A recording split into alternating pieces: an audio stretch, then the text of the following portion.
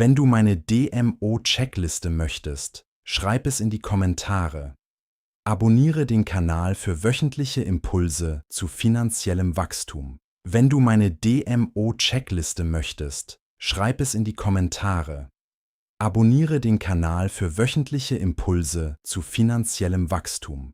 Your mind is a garden, and your thoughts are the seeds. In the next 48 minutes, James Allen's timeless masterpiece will show you exactly how your internal world dictates your external reality, wealth, and health. This isn't just a book, it's the blueprint for the person you are becoming. Let's begin. Produced by Charles Alderondo. HTML version by Al Haynes. As a Man Thinketh by James Allen. Author of From Passion to Peace.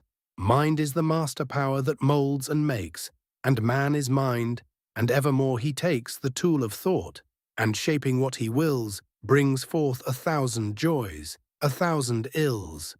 He thinks in secret, and it comes to pass. Environment is but his looking-glass.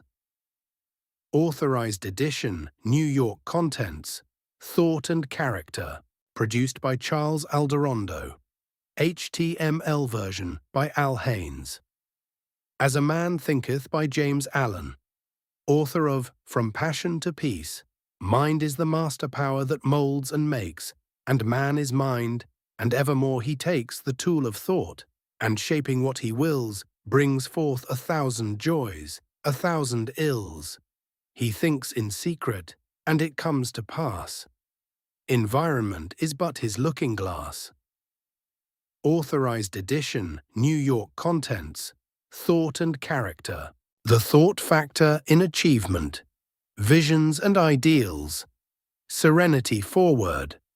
This little volume, the result of meditation and experience, is not intended as an exhaustive treatise on the much written upon subject of the power of thought.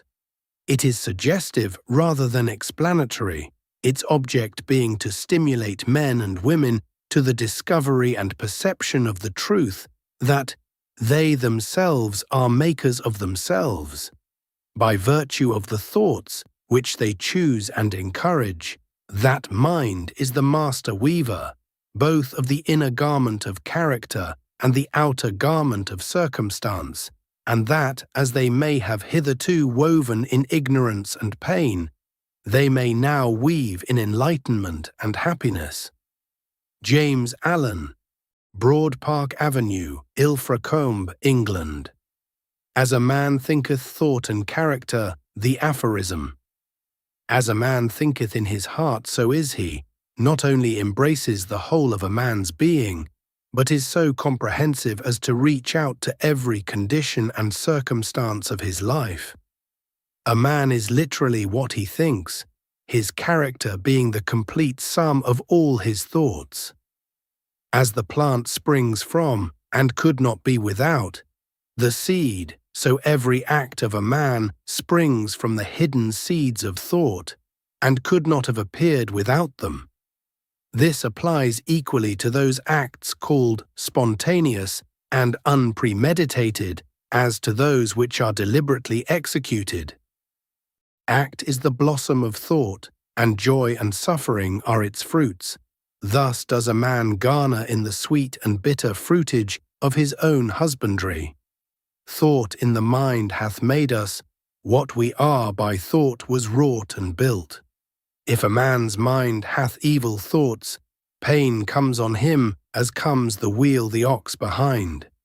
If one endure in purity of thought, joy follows him as his own shadow, sure. Man is a growth by law, and not a creation by artifice, and cause and effect is as absolute and undeviating in the hidden realm of thought as in the world of visible and material things. A noble and godlike character is not a thing of favor or chance, but is the natural result of continued effort in right thinking, the effect of long-cherished association with godlike thoughts. An ignoble and bestial character, by the same process, is the result of the continued harboring of groveling thoughts. Man is made or unmade by himself. In the armory of thought, he forges the weapons by which he destroys himself. He also fashions the tools with which he builds for himself heavenly mansions of joy and strength and peace. By the right choice and true application of thought, man ascends to the divine perfection. By the abuse and wrong application of thought, he descends below the level of the beast. Between these two extremes are all the grades of character, and man is their maker and master. Of all the beautiful truths pertaining to the soul which have been restored and brought to light in this age, none is more gladdening or fruitful of divine promise and confidence than this: that man is the master of thought, the moulder of character, and the maker and shaper of condition, environment, and destiny. As a being of power, intelligence, and love, and the lord of his own thoughts, man holds the key to every situation, and contains within himself that transforming and regenerative agency by which he may make himself what he wills. Man is always the master, even in his weaker and most abandoned state.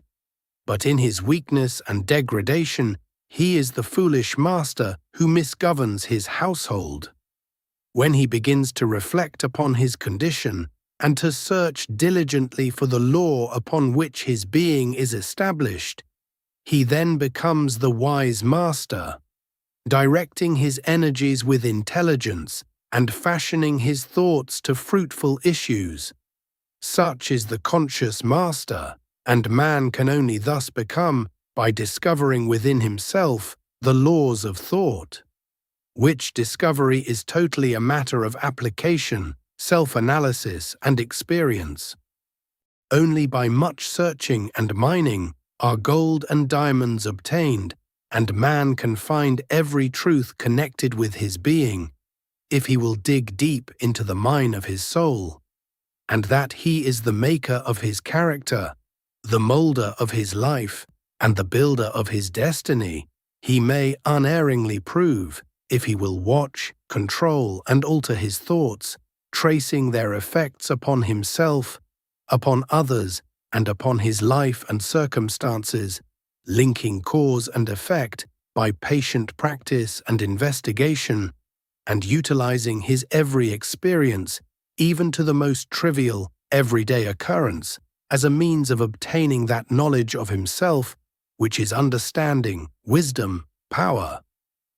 In this direction, as in no other, is the law absolute that he that seeketh findeth, and to him that knocketh it shall be opened.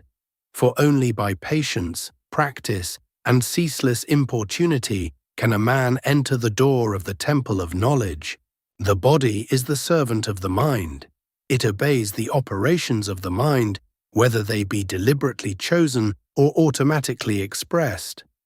At the bidding of unlawful thoughts, the body sinks rapidly into disease and decay.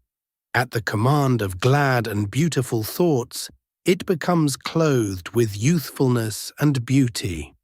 Disease and health, like circumstances, are rooted in thought.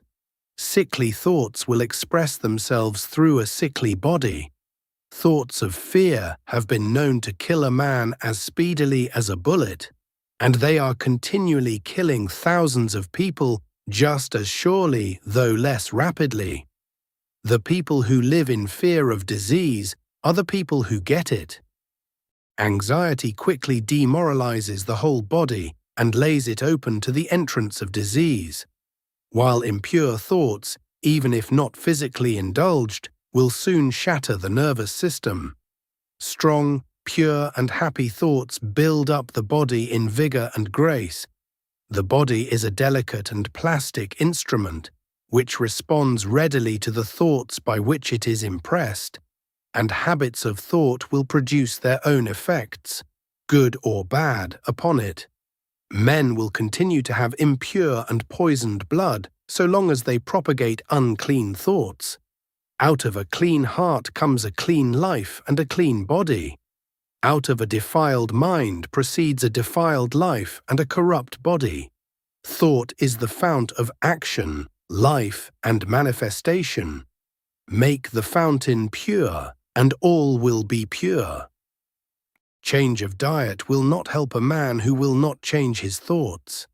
When a man makes his thoughts pure, he no longer desires impure food. Clean thoughts make clean habits. The so-called saint who does not wash his body is not a saint. He who has strengthened and purified his thoughts does not need to consider the malevolent microbe.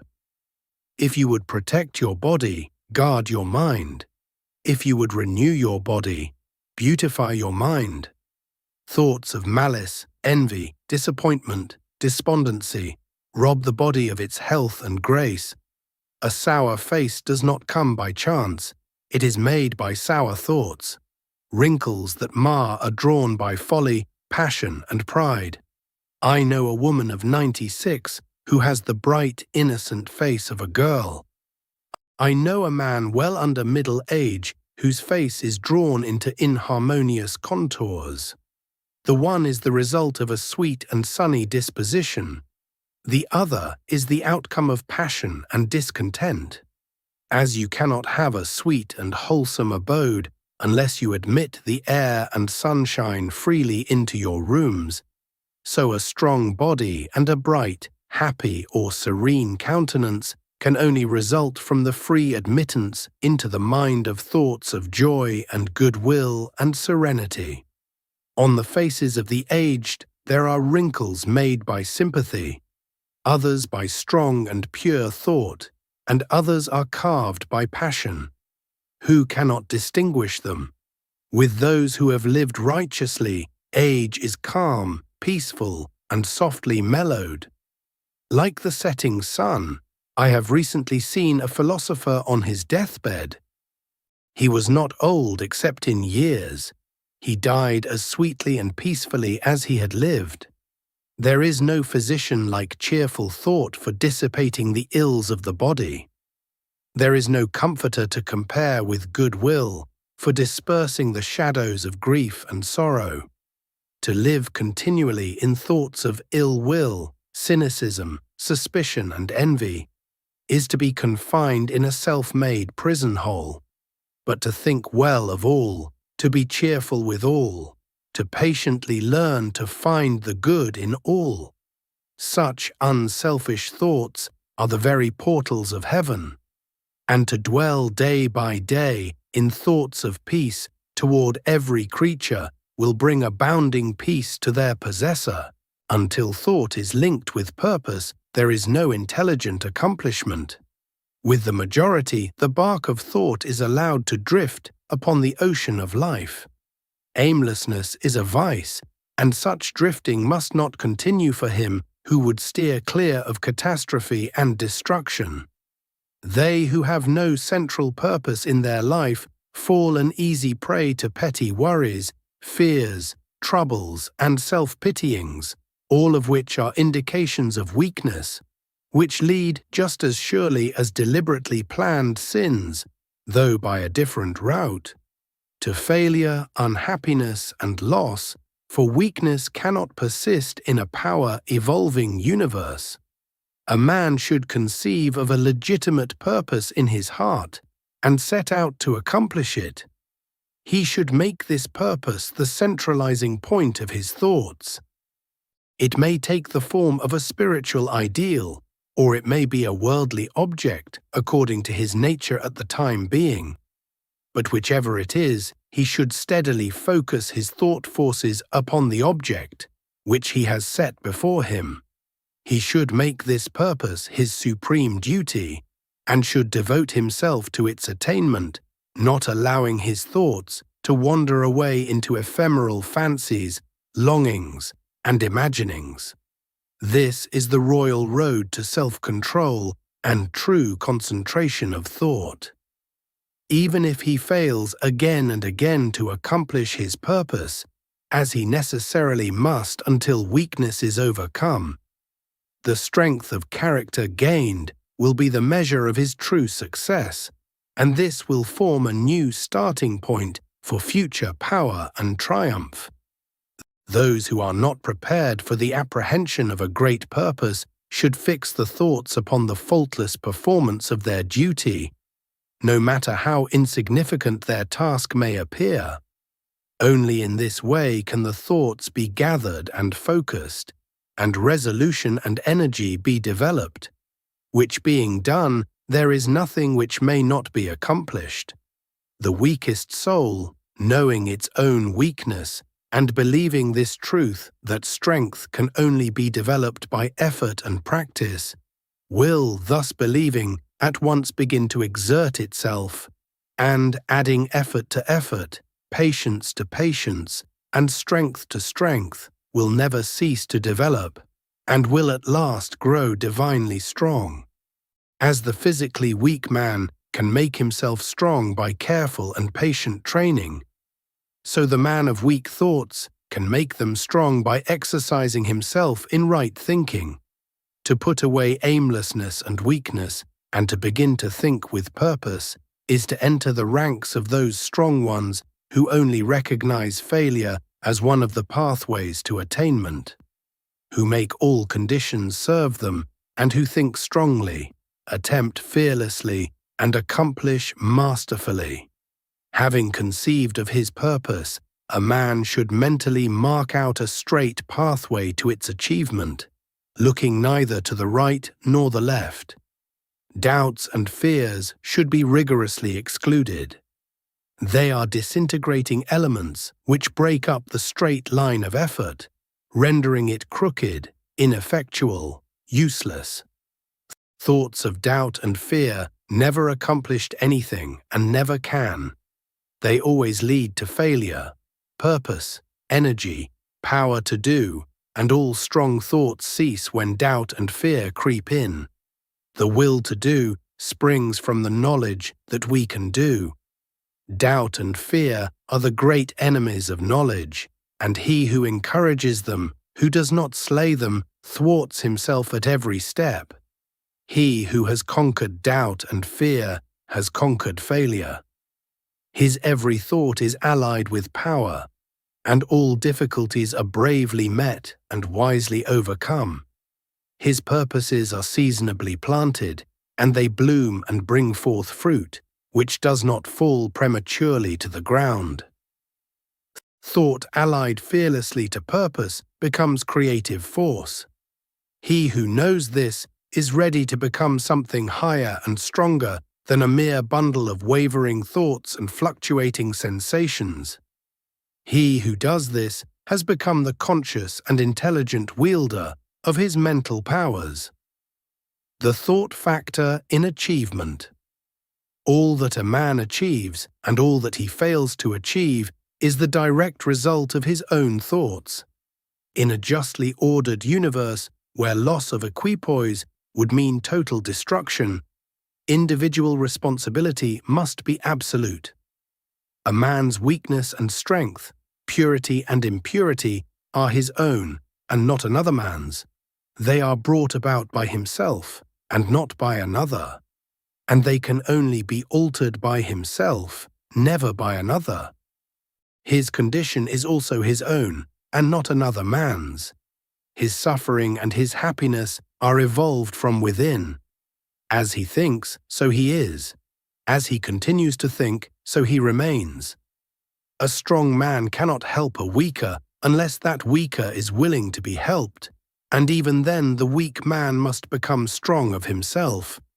He must, by his own efforts, develop the strength which he admires in another. None but himself can alter his condition. It has been usual for men to think and to say, "Many men are slaves because one is an oppressor. Let us hate the oppressor." Now, however, there is amongst an increasing few a tendency to reverse this judgment and to say, "One man is an oppressor because many are slaves. Let us despise the slaves."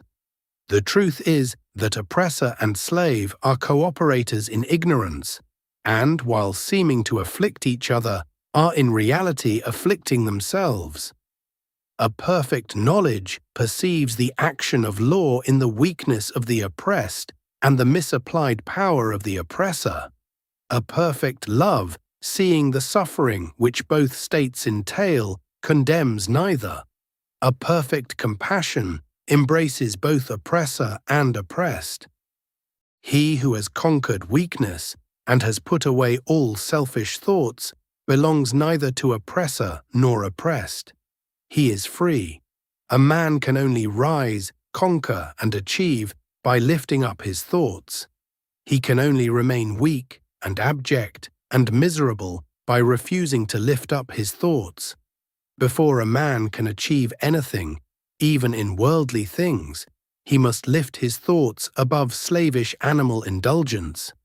He may not, in order to succeed, give up all animality and selfishness by any means, but a portion of it must at least be sacrificed. A man whose first thought is bestial indulgence could neither think clearly nor plan methodically. He could not find and develop his latent resources and would fail in any undertaking.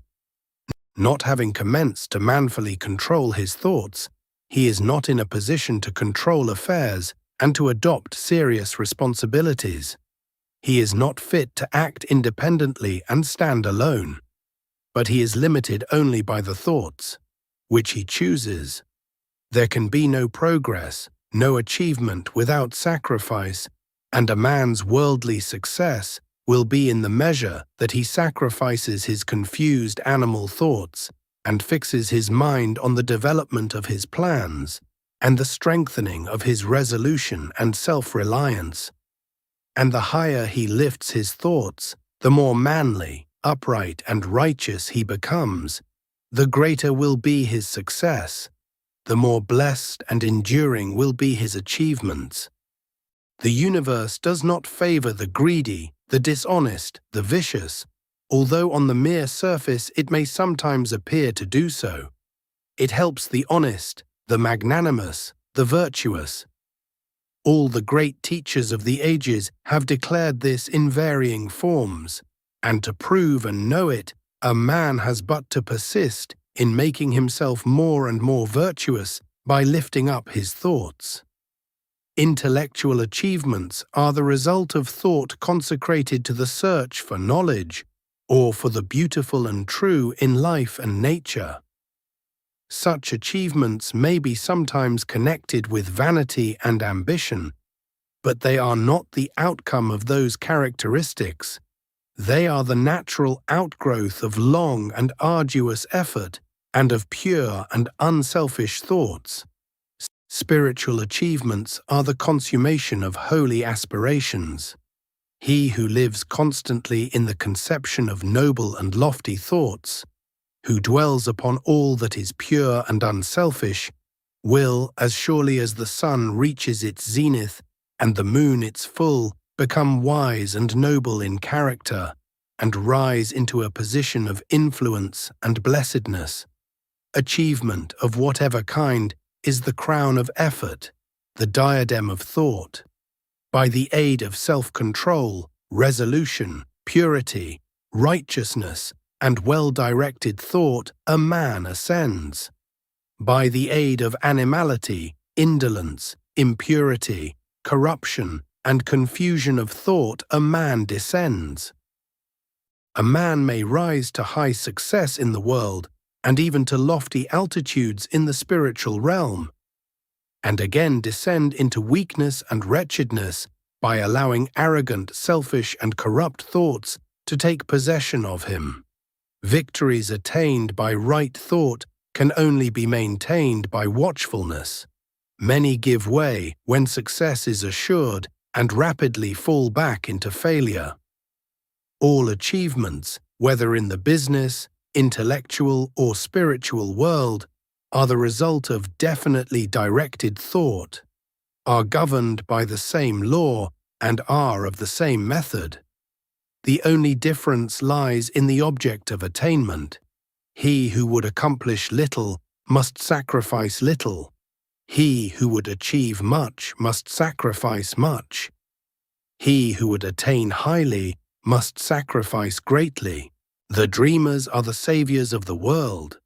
As the visible world is sustained by the invisible, so men, through all their trials and sins and sordid vocations, are nourished by the beautiful visions of their solitary dreamers. Humanity cannot forget its dreamers. It cannot let their ideals fade and die. It lives in them. It knows them as the realities which it shall one day see and know. Composer, sculptor, painter, poet, prophet, sage, these are the makers of the afterworld, the architects of heaven. The world is beautiful because they have lived. Without them, laboring humanity would perish. He who cherishes a beautiful vision, a lofty ideal in his heart, will one day realize it. Columbus cherished a vision of another world, and he discovered it.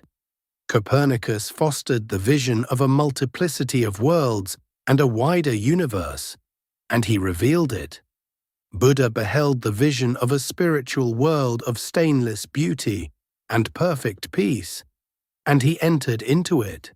Cherish your visions. Cherish your ideals. Cherish the music that stirs in your heart, the beauty that forms in your mind, the loveliness that drapes your purest thoughts, for out of them will grow all delightful conditions, all heavenly environment.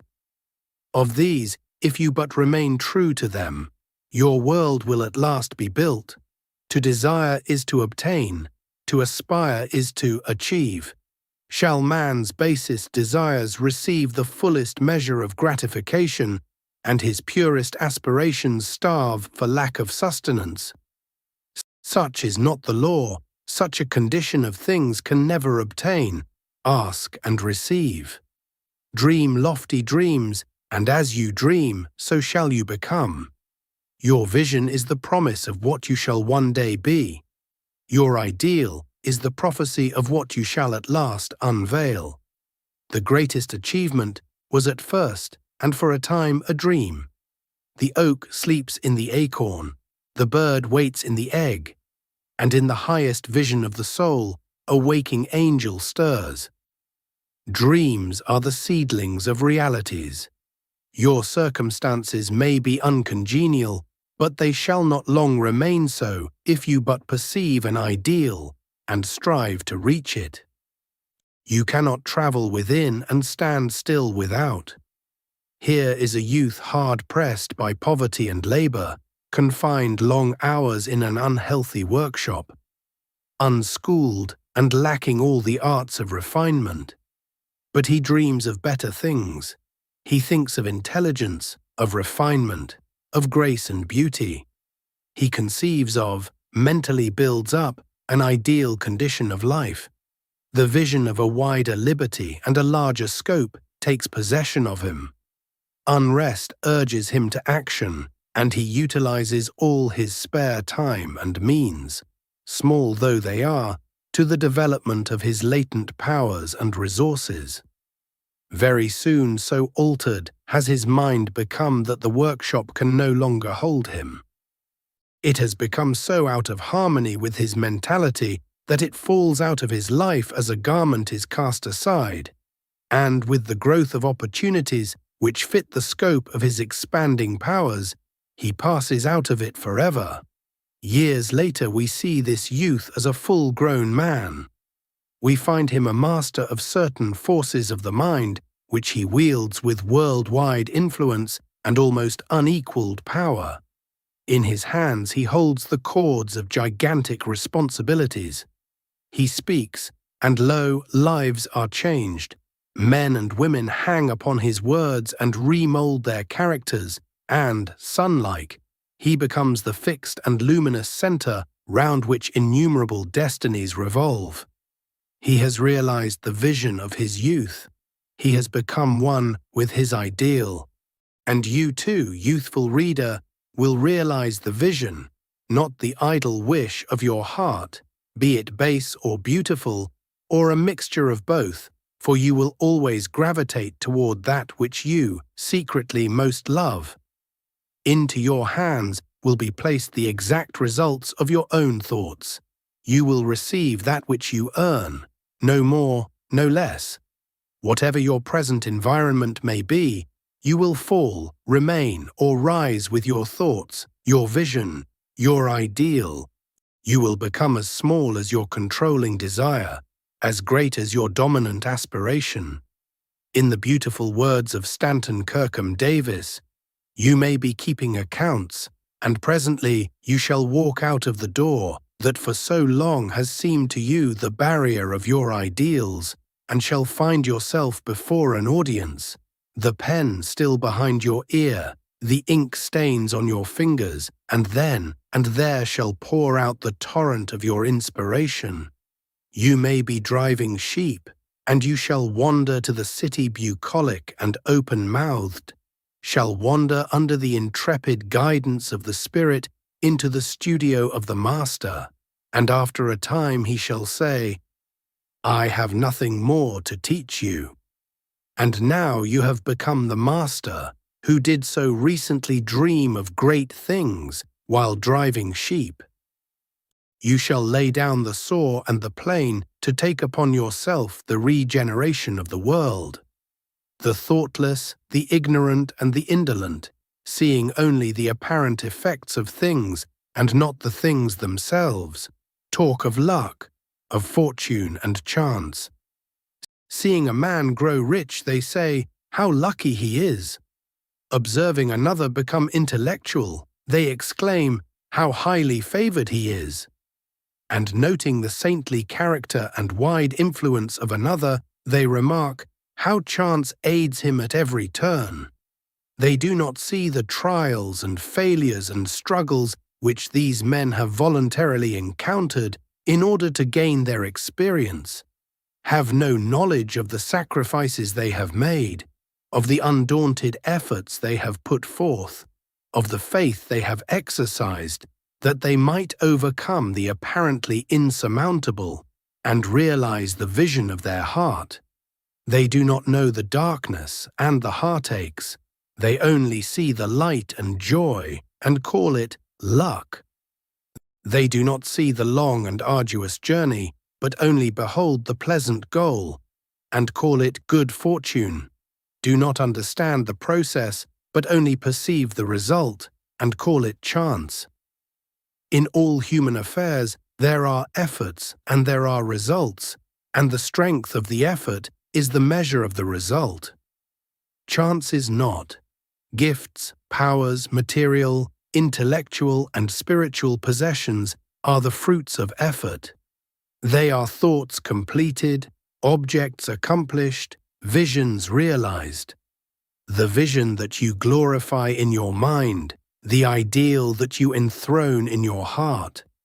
This you will build your life by, this you will become.